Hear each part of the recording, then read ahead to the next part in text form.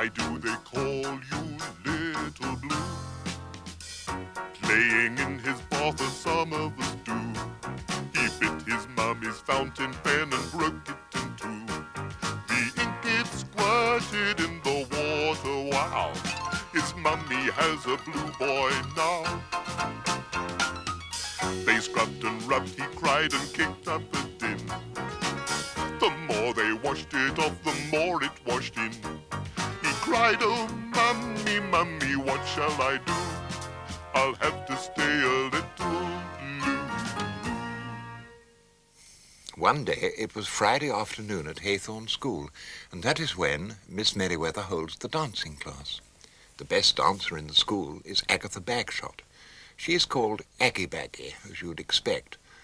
Sometimes she's called Saggy Bags, because when she's playing football, she wears rather long shorts. Long shorts sounds funny, but you know what I mean. You may be surprised at Haythorne girls playing football, but Mrs. Chalk, the headmistress, believes in boy and girl equality. She says heaps of girls are very strong, and lots of boys can be quite dainty. So if her girls want to make bookshelves or play football, they can. And if her boys want to embroider cushion covers or learn how to bath babies, they can. So when Miss Merriweather asked Little Blue, Kipper Guppy and Geoffrey West if they would like to learn ballet dancing, they said immediately, yes, please, miss, because that would get them off arithmetic on Friday afternoons. Little Blue didn't get on very well at first. Miss Merriweather made everyone stand with their heels together and their feet turned right out, so that it hurt.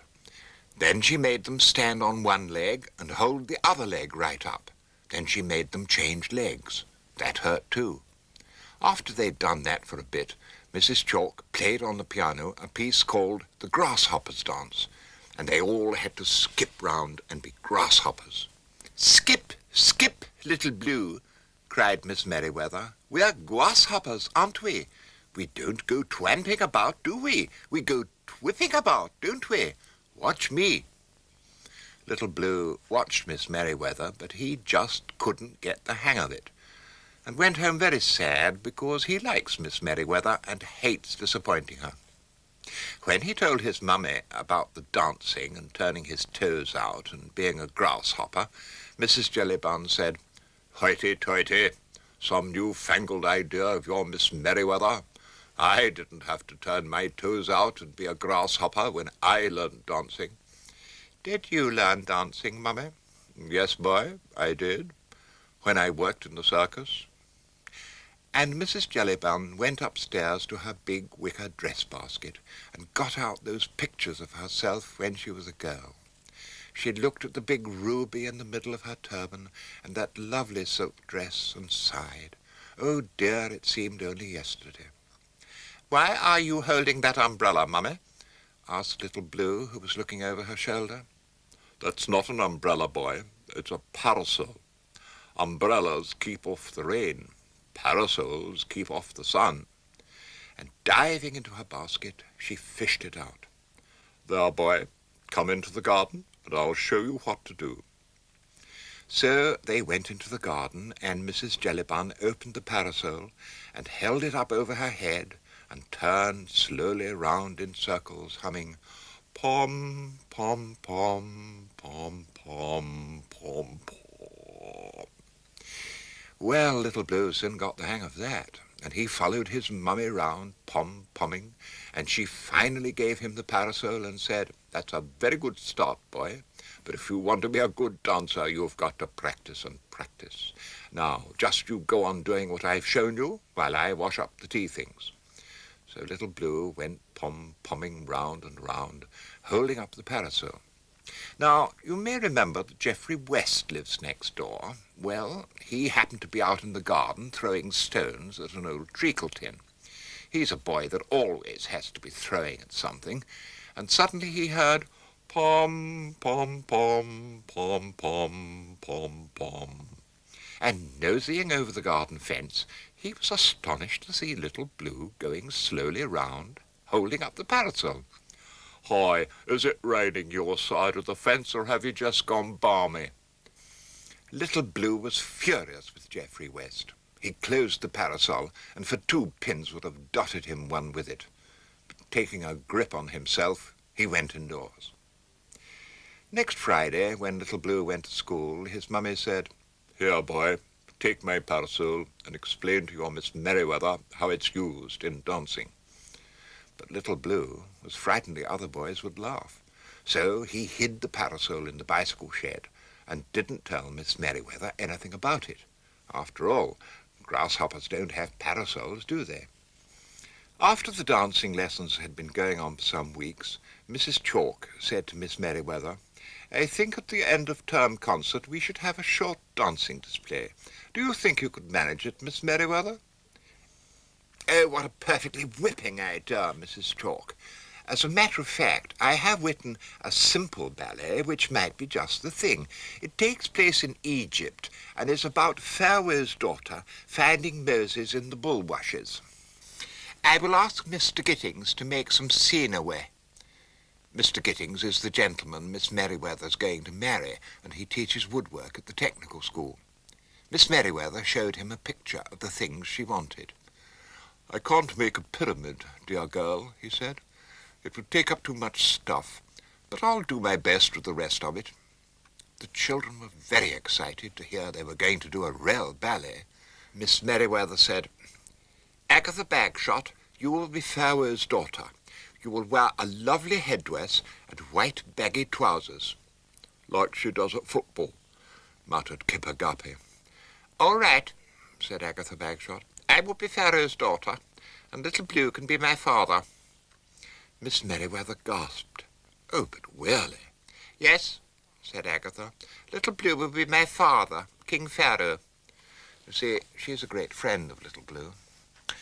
Miss Merriweather went all quiet for a bit, and then she said, "No, dear, I'm afraid not. Little Blue's coming along very well, but I don't think he's ready to be a principal dancer yet. Are you, Little Blue?" "No, miss," said Little Blue very, very quickly and thankfully, for he hated the idea.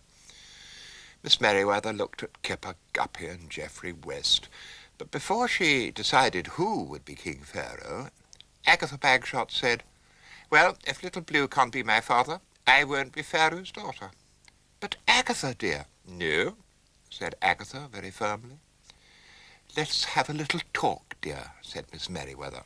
"Come out into the corridor for a moment." When they came back, Agatha was quite calm, but Miss Merriweather was all white and trembling. She said, "Little Blue, dear, Agatha has consented to be Pharaoh's daughter if you will be captain of the guard. You don't have to do anything, just stand quite still with a spear. You can manage that?" "Yes, miss," said Little Blue. "I can stand very still." Well, I expect you've guessed whom Miss Merriweather chose as King Pharaoh. Geoffrey West. She didn't want to, but Geoffrey West can prance about in time to the piano in a wriggly, sneaky kind of way. Kipper Guppy was to be a Nubian slave. A few weeks later, just before the display, Mr. Gittings turned up with the things he'd been making for the show. There was a clump of bulrushes and a cloth painted yellow to look like sand. "I'm making you a sphinx," he said to Miss Merriweather. "This is the head." He'd made a really beautiful helmet for Little Blue and a long wooden spear with a cardboard tip in case of accidents. Unfortunately, the helmet wouldn't fit. "Oh, I'll have to make another," said Mr. Gittings crossly, and he measured Little Blue's head. "Wait a moment," cried Miss Merriweather. "I have a simply whipping idea." She put the sphinx head on Little Blue, and it fitted exactly. "Kneel down, dear," she said. "Oh, you make a beautiful sphinx. We'll cover your body with something that looks like stone, and you'll be centre stage the whole time, and the others can dance round you." Mrs. Jellybun was delighted when Little Blue told her the news. "You'll be the star of the show, boy," she cried. "Now, let's see, what shall I wear?" In the end, Mrs. Jellybun wore her turban with the big ruby and sat in the front row between Mr. Gittings and Miss Merriweather, who was looking all white and whacked and terribly, terribly tired after producing the show. The dancing display was an enormous success. The stage looked just like ancient Egypt, but one thing surprised Mr. Gittings. He leant across Mrs. Jellybun and whispered, "Why has the Sphinx got a parasol, dear girl?" I don't know, moaned Miss Merriweather. He produced it at the last moment and insisted on carrying it. Good heavens, what's he doing now?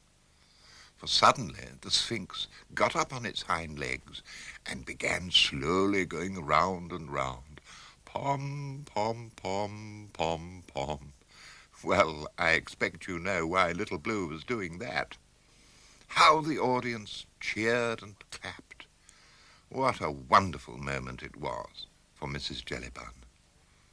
Playing in his bath as some of us do, he bit his mummy's fountain pen and broke it in two.